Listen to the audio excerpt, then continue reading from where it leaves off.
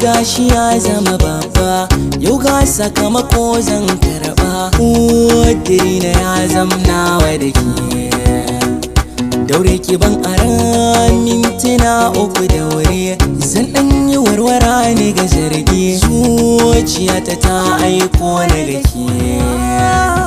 Na so da ki zan furta so, ga babu tabbacin zaki so, amma sarai na zuciyata ya mata fuska ta bayyana. So ne yake ta sukar zuciya, ga jiki duka ya gajiya. Hanyar da za na samu sauki ɗaya ce sirrin gakiya na zayyana.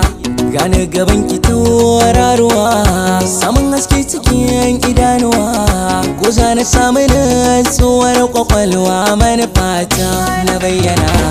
Kina da duk zubin a soki ne, ba wai ziga nake ba haka ne. Tun ba idan kika yi murmushi ba, hankali na fita yake na tsoguna. Wanda abin da zan ta miki ra'ayi, inda so an fada siyan sa ba a yi.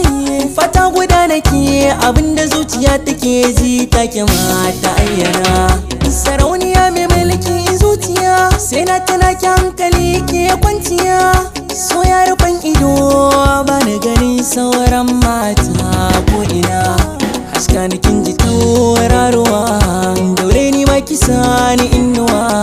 Jijiyar ni daɗi na so zamar kauna sani na ɗanɗana. Jiki da zuciya naki ne, kwarai na kike biɗa zan baki ne. In dai a gona ne, kin wuce duk matsayin abin da rai za ya ayyana. Na san kina da sanyin zuciya, sannan kina da tausayi zinariya. Gane gaban ki da roƙon ki buɗe shafin soyayya tana risina. Fata nake ki marhaba da ni, ciwo na rai ki ba na magani.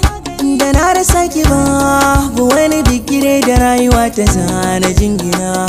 Ki gane ni ina ji da ke, gare ni babu tamkar yake. A zuciya in ba san ki ba, babu kawanar wata ya da zana adana.